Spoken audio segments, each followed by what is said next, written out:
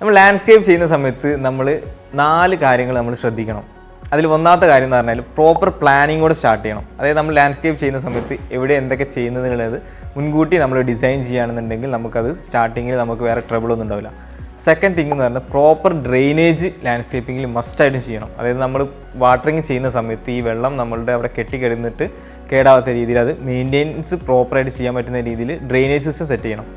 Third one എന്ന് പറയുന്നത് നമ്മൾ ഒരു പ്ലാന്റിങ് ഒരു ഏരിയയിലേക്ക് ചൂസ് ചെയ്യുന്ന സമയത്ത് ആ പ്ലാന്റ് അവിടെ ആ ഒരു പർട്ടിക്കുലർ ഏരിയയിൽ ഇപ്പോൾ ഇൻഡോർ ആവാം, സൺലൈറ്റുള്ള ഏരിയ ആവാം, ഷെയ്ഡുള്ള ഏരിയ ആവും, ആ പർട്ടിക്കുലർ ഏരിയയിൽ ആ പ്ലാന്റ് സർവൈവ് ചെയ്യുന്നുണ്ടുള്ളത് പ്രോപ്പറായിട്ട് ചെക്ക് ചെയ്തിട്ട് ഒരു എക്സ്പേർട്ടിൻ്റെ ഒരു അഡ്വൈസ് എടുത്തതിന് ശേഷം മാത്രം അങ്ങനെ ഒരു പ്ലാന്റിങ് ചെയ്യാം.